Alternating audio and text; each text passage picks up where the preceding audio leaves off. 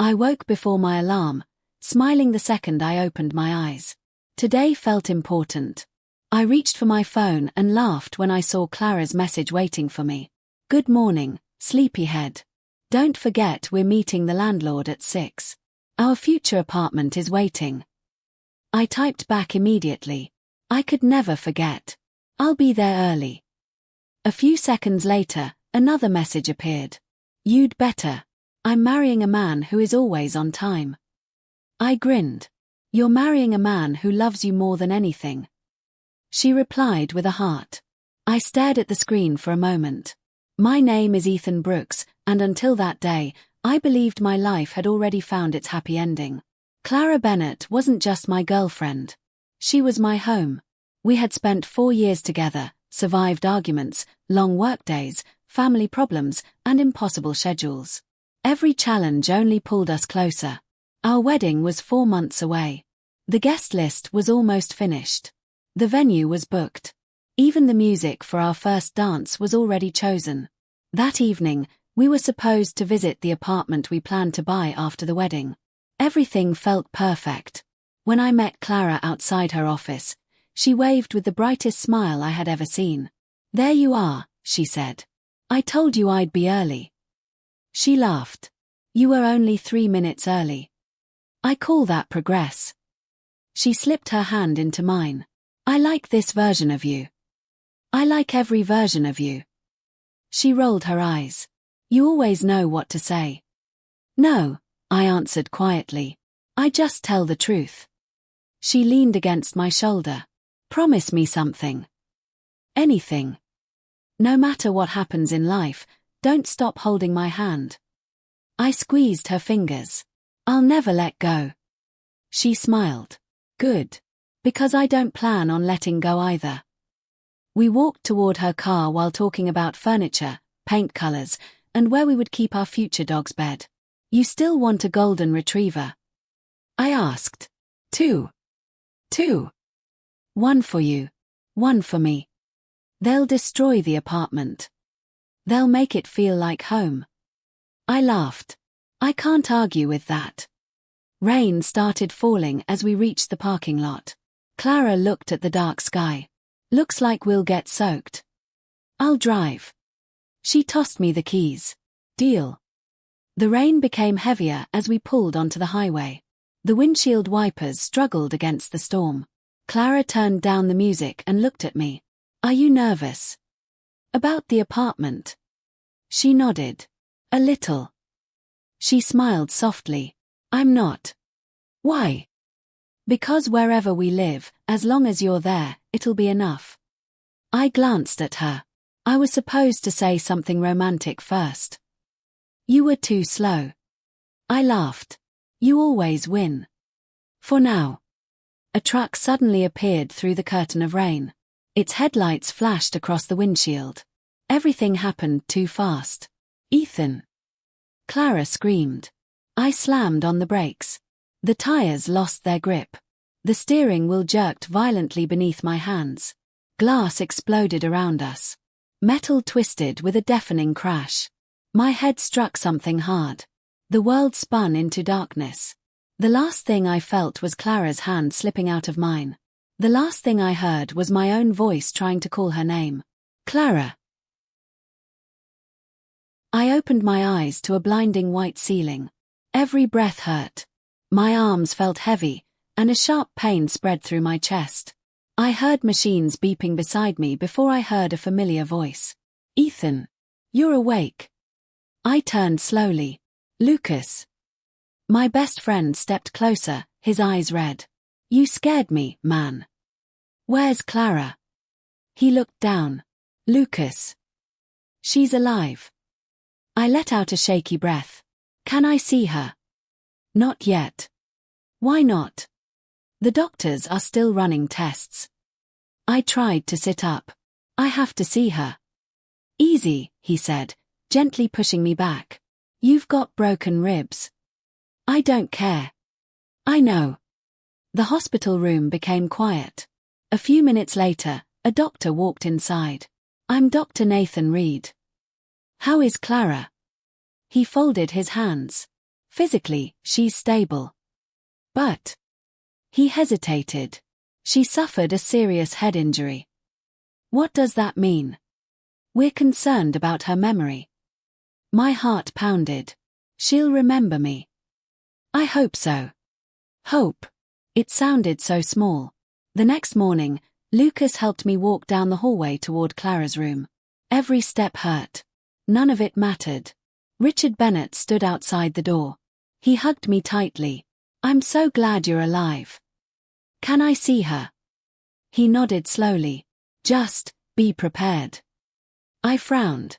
For what? He couldn't answer. Helen Bennett wiped tears from her face. Go in.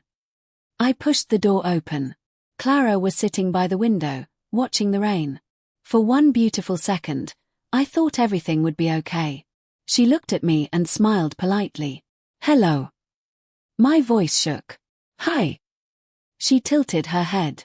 You look familiar. I forced a smile. It's me. She frowned. I'm sorry. My heart stopped.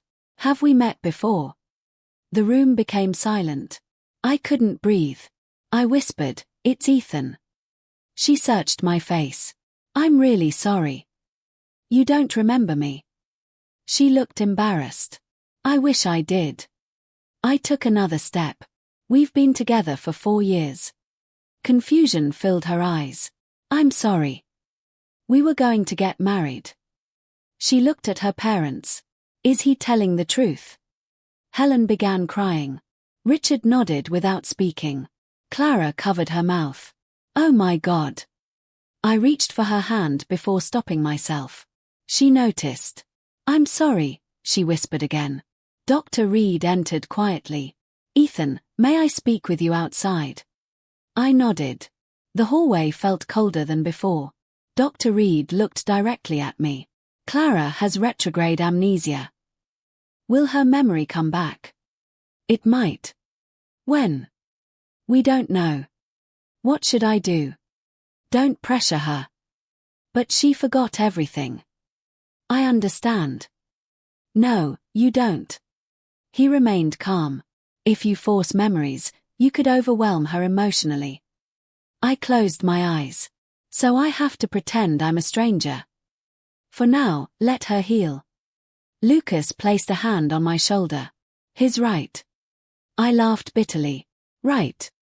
Richard spoke softly. We're hurting too, Ethan. Helen nodded. Please don't give up on her. I never could. I looked through the small window in Clara's door. She was staring outside, completely unaware that the man standing only a few feet away had once been the center of her world. It felt like losing her without attending a funeral. Later that evening, I walked out of the hospital alone. The rain had finally stopped. I pulled the engagement ring from my pocket. It suddenly felt heavier than ever. Tears filled my eyes. I promised I'd never let go, I whispered. The wind carried my words into the empty parking lot. I closed my hand around the ring. If your heart can't remember me, Clara. I took a slow, steady breath. Then I'll give you a new reason to fall in love with me again. With that promise, I walked into the night, determined that our story would not end because of forgotten memories. It would begin again. Several weeks passed before Clara finally called me. Hi, Ethan. My heart skipped. Hi, Clara. I hope I'm not bothering you. You could never bother me. She hesitated. My mom said you've been checking on me. I just wanted to know you were okay. I appreciate that.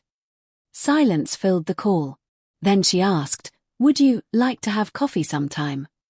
I smiled before she could hear it. I'd love to.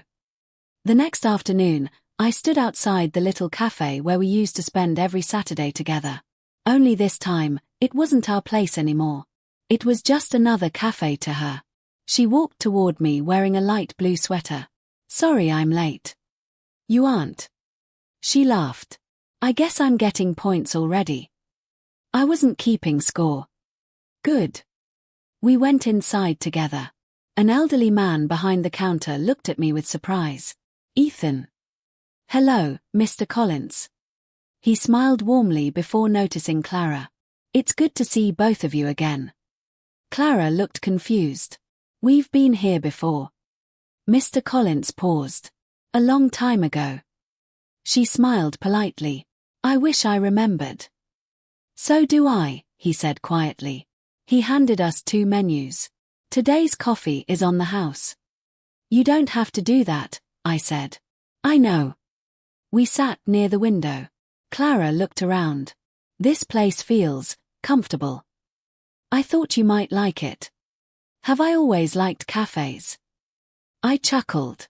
You once said coffee tastes better when you're laughing. She tilted her head. Did I really say that? You did. She laughed. I sound wiser than I expected. You were. Were. I smiled. You still are. She looked at me carefully. My parents told me we dated for years. We did. Were we happy? I took a slow breath. Very. What was I like? You smiled whenever you were excited. She grinned. I still do.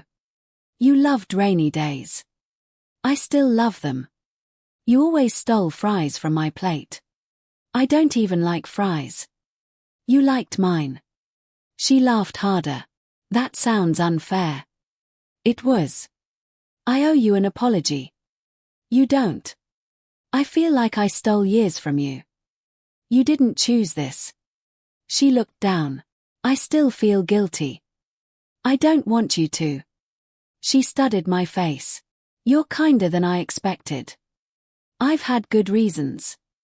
What reasons? I almost answered, because I love you. Instead, I said, life teaches people. She nodded slowly. After coffee, we walked through the nearby park. Children played beside the fountain. Clara watched them with a smile. I like this place. You always did. She stopped walking. I keep hearing you say always. I'm sorry. No. She shook her head. I want to know. You really do. Yes. What if it hurts?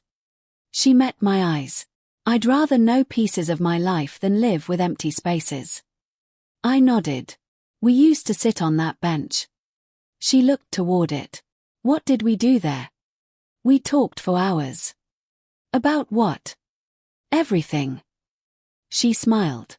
You make us sound boring. We probably were. She laughed again. Her laughter warmed something inside me that I thought had disappeared forever.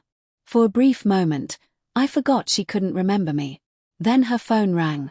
I'm sorry, she said. I have physical therapy in 20 minutes.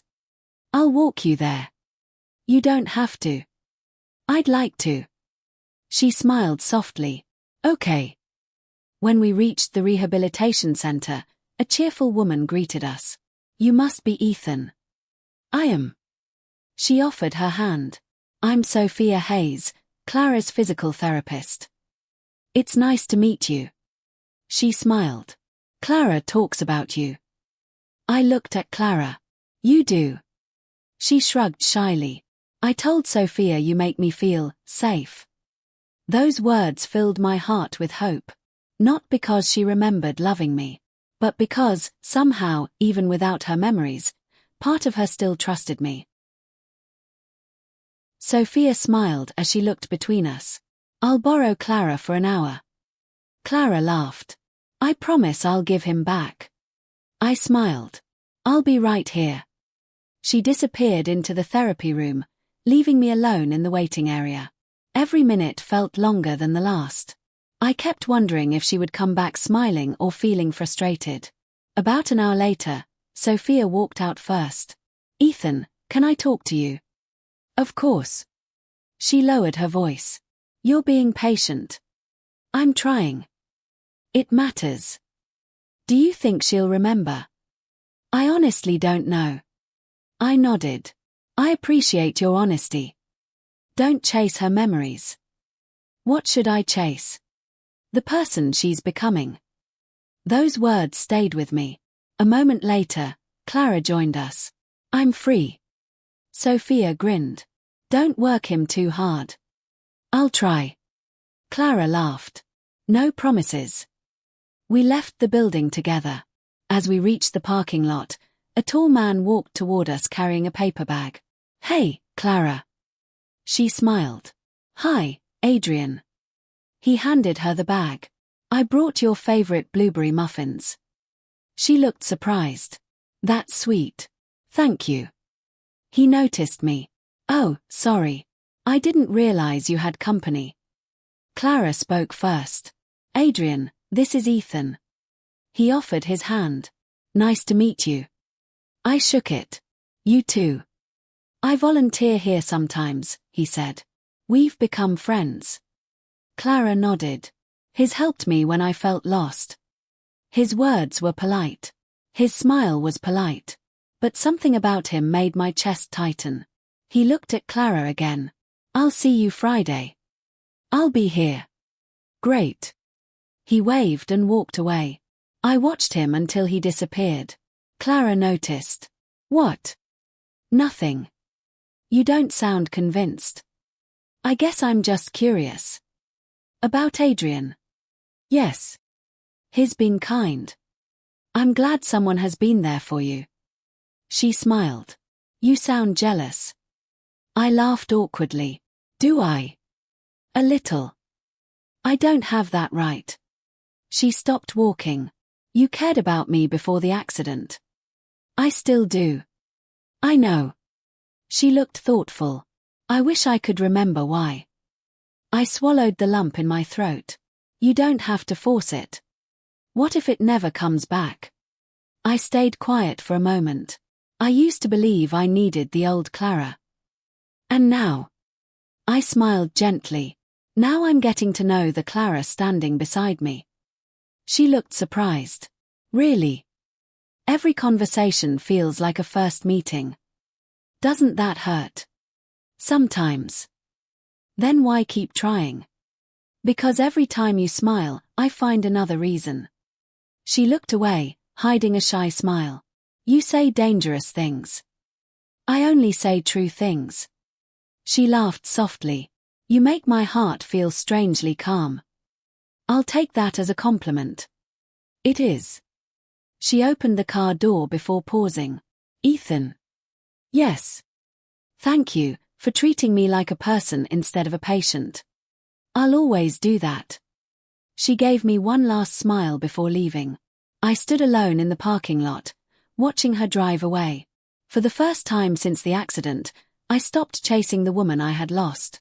Instead, I decided to earn the trust of the woman she had become. Then I remembered Adrian's confident smile. A quiet fear settled inside me. If Clara was building a new life without her memories, someone else might become part of that future before I had the chance. I clenched my fists, took a deep breath, and made myself one promise. I would never pressure her to remember me, but I would fight every single day to become the man she would choose to love again, even if her heart had to discover me as a complete stranger. A week passed before I noticed something changing. Clara laughed more. She texted me first. She even started calling me without a reason. One afternoon my phone rang. Ethan. Hi. I found that cafe again. Mr. Collins's place. Yes. I was hoping you'd remember the coffee. She laughed. I still don't remember you. I know. But. I held my breath. I like making new memories with you. Those words stayed with me long after we ended the call. For the first time since the accident, hope felt real. That evening Lucas knocked on my apartment door. We need to talk.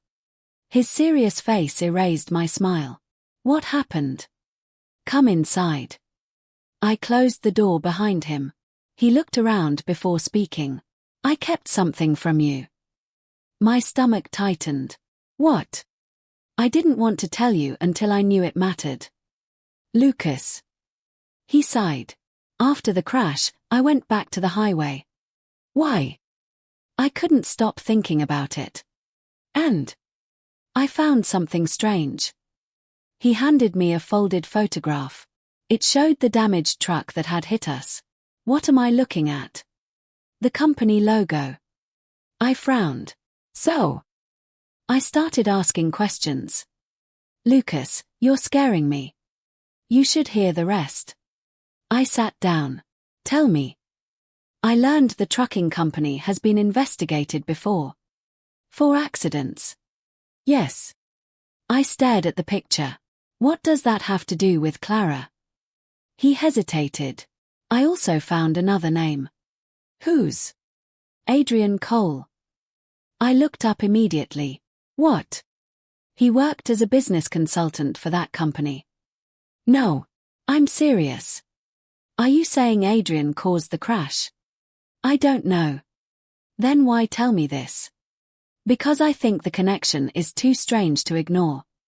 Anger rushed through me. He became close to Clara after the accident. I know. That's impossible. It might be a coincidence. It doesn't feel like one. Lucas leaned forward. That's why I contacted someone. Who? A detective. I blinked. You did what? He agreed to meet us tomorrow. The next afternoon we entered a quiet office. A tall man stood beside the window. You must be Ethan Brooks. I am.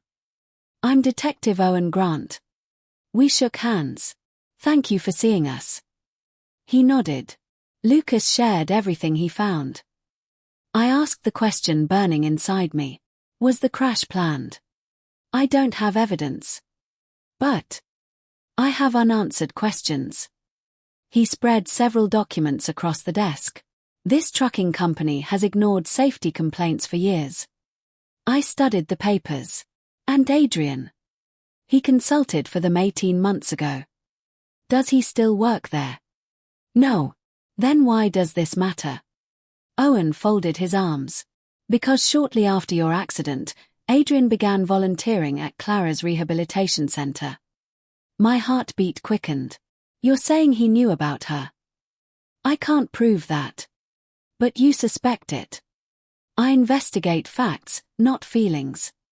I nodded slowly. What facts do you have? He visited the rehabilitation center 3 days before officially becoming a volunteer. Why? I don't know. Did he ask about Clara? We're still checking. Silence filled the room. Finally I whispered, if he didn't cause the crash, why does everything around him feel wrong? Detective Grant met my eyes. That's exactly what I'm trying to discover. I left his office carrying more questions than answers. Outside, I looked at Lucas. What do I do now? He answered quietly. For now, watch him. I nodded, but my heart refused to stay calm. If Adrian truly had a hidden reason for entering Clara's life, I was already running out of time to protect the woman I still loved. I barely slept that night. Every time I closed my eyes, I saw Adrian smiling at Clara while Detective Grant's words echoed in my mind. Watch him.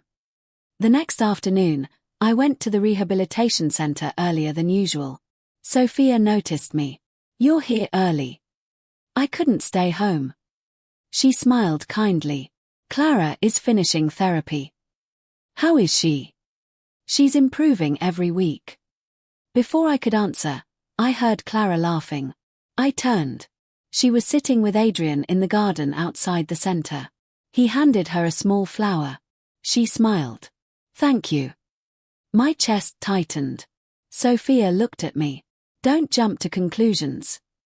I'm trying. You trust Clara, don't you? With my life. Then trust her heart. I nodded, though fear refused to leave. A few minutes later, Clara noticed me. Ethan. She walked toward me with a bright smile. You came. I said I would. Adrian followed behind her. Good to see you again. You too, I replied.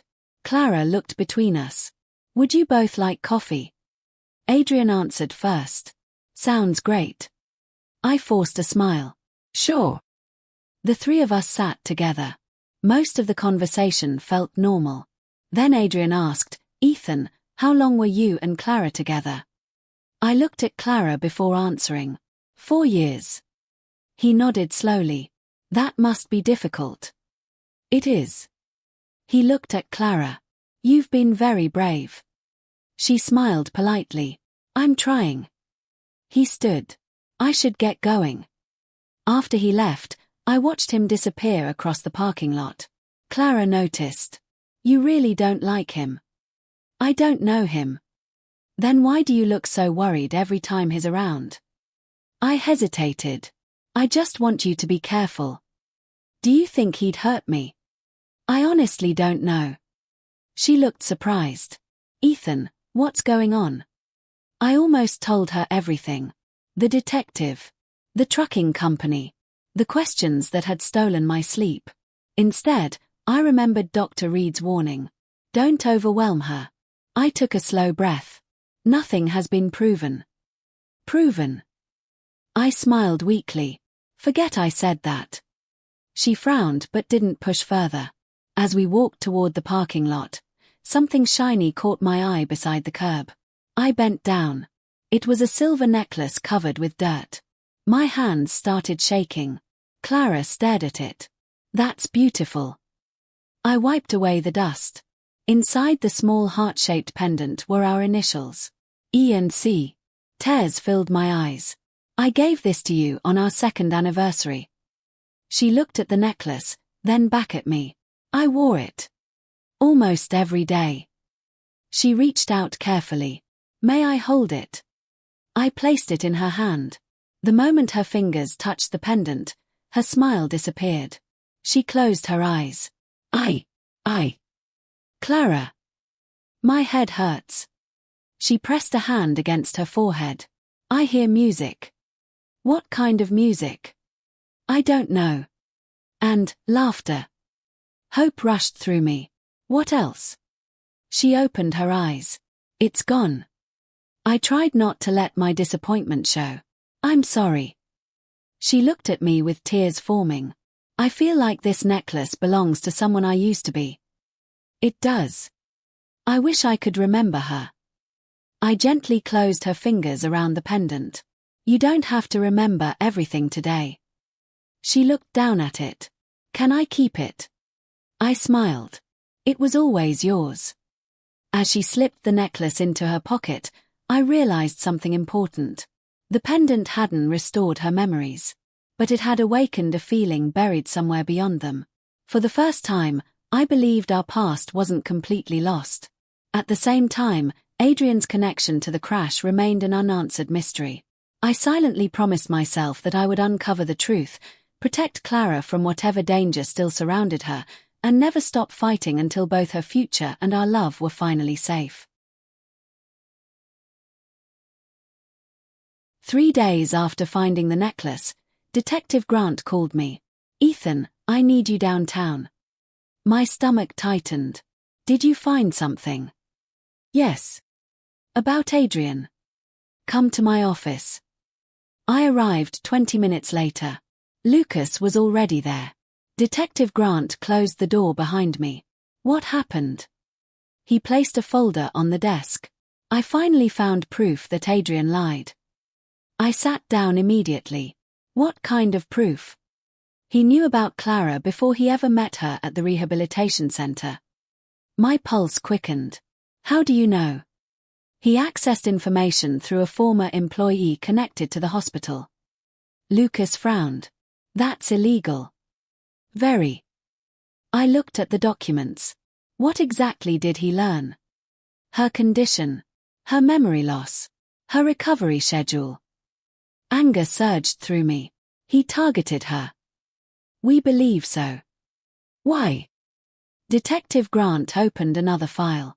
Adrian told multiple people that Clara didn't have anyone serious in her life. I laughed bitterly. We were engaged. I know. Lucas shook his head. That guy planned everything. I stared at the papers. So he saw a vulnerable woman and decided to build a relationship based on lies. Grant nodded.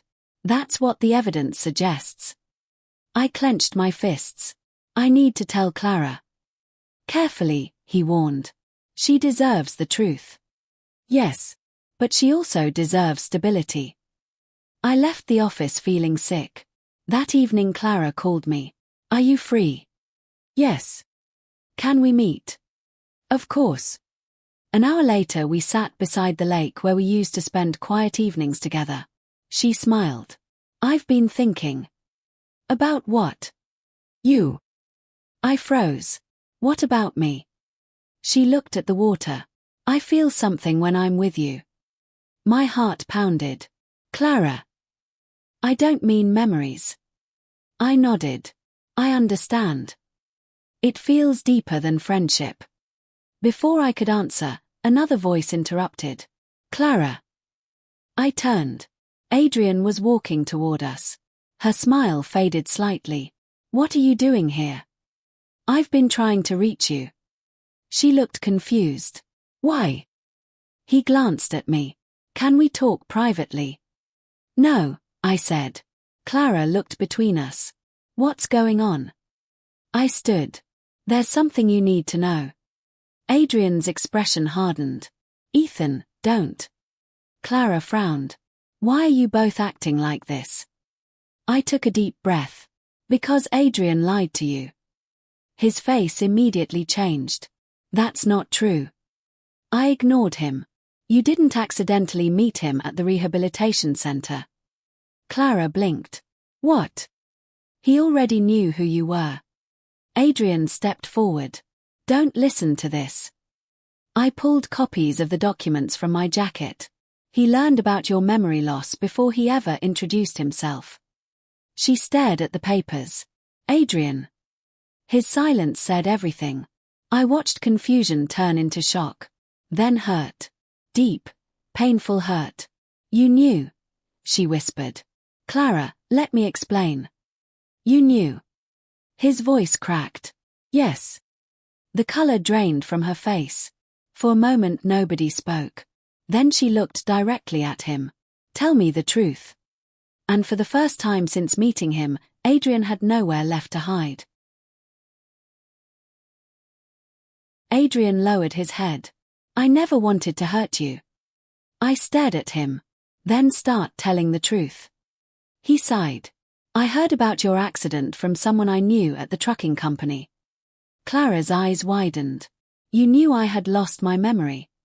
Yes. And you still pretended we had some special connection. I thought, if we spent enough time together, it could become real. Tears filled her eyes. You lied to me every single day. I was trying to make you happy. You were trying to replace someone. She stepped back. I trusted you. I'm sorry. No. Her voice shook. You're sorry because you got caught. At that moment, a woman walked toward us. Mr. Brooks. I turned. Yes. She held out a badge.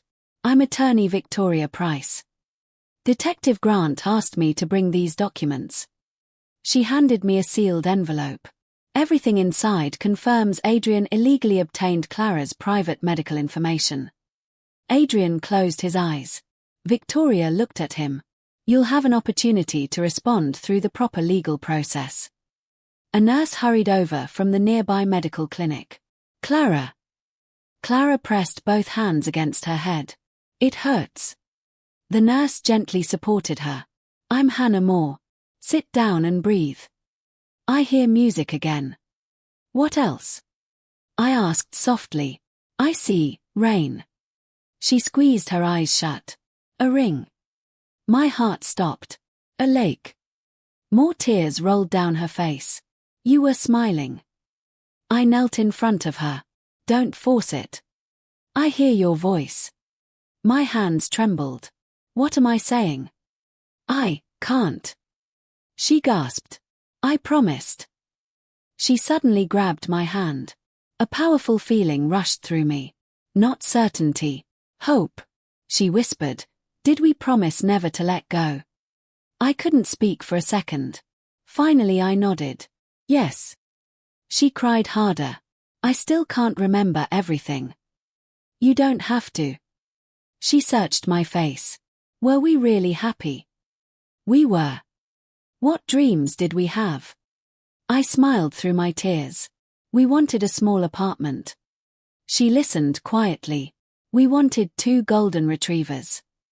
A tiny smile appeared. That sounds like me. It does. What else? We planned to grow old together. She covered her mouth. I'm so sorry. I gently shook my head. You have nothing to apologize for. But I forgot you. You didn't choose that. She looked into my eyes. I wish I could become the woman you lost. For months, those words had been everything I wanted to hear. Yet something inside me changed. I took a slow breath. No. She looked surprised. No. I don't want to lose the woman standing in front of me while chasing the woman from my memories. She stared at me silently. I've been asking you to remember our past. I smiled sadly. I forgot to learn who you are now. She squeezed my hand. What if I never remember? I swallowed the pain. Then we'll make new memories. What if I never love you the same way again? The question pierced my heart. I answered anyway. Then I'll accept your choice. You would. I love you too much to force your heart. She began crying again. Attorney Victoria quietly walked away, giving us privacy. Nurse Hannah smiled gently before following her. The evening became peaceful. Clara held my hand a little tighter. I don't know what my future looks like. I don't either. But... She smiled through her tears. I'd like the chance to discover it honestly. I nodded. No lies. No pressure. No pretending. She looked at me with quiet hope. Just 2 people learning who they are. For the first time since the accident, I stopped fighting to reclaim the life I had lost. Instead, I opened my heart to whatever future Clara freely chose, even if that choice someday meant letting me go. My phone rang on a quiet Saturday morning. I smiled when I saw Clara's name. Good morning. Hi, Ethan. You sound happy. I think I am. That's good to hear. She stayed silent for a moment. Can you meet me this afternoon? Of course. At the lake. My heart skipped. The same lake. Yes. I'll be there. I know you will. She ended the call, leaving me with 100 questions. That afternoon, I reached the lake early. The gentle breeze moved across the water exactly as it had months before. I smiled sadly. This was where I had planned to ask Clara to marry me. Instead, fate had given us a very different journey. I heard footsteps behind me. Ethan. I turned. She walked toward me wearing a white sweater and the silver necklace around her neck. It looks beautiful on you. She touched the pendant. I wear it every day. I'm glad. She stood beside me and looked across the lake. I've been thinking a lot. So have I. She smiled softly. I know. After a long silence, she spoke again. I remembered something yesterday. Hope quietly entered my heart. What was it? Not a complete memory. I nodded. It was a feeling. What kind? I felt safe. She looked at me. When I closed my eyes, I could almost hear your laugh. I smiled. I laugh too much. You do. We both laughed. Then she became serious. Ethan. Yes. I need to tell you something. I'm listening. The doctors think some of my memories may never come back. I stayed quiet. I cried when they told me. I'm sorry. I kept asking myself why I couldn't remember the man everyone said I loved. You don't have to explain. But I want to. She faced me completely. I spent months trying to become the old Clara. I listened carefully. I thought everyone wanted that version of me. I wanted you to be happy. She nodded. I know. She took a slow breath. Then something changed. What changed? You. I frowned. Me. Yes. You stopped asking me to remember. I smiled gently. I finally understood. You treated me like I wasn't broken. Because you never were. Tears filled her eyes. You listened when I was afraid. I wanted you to trust me. You made me laugh again.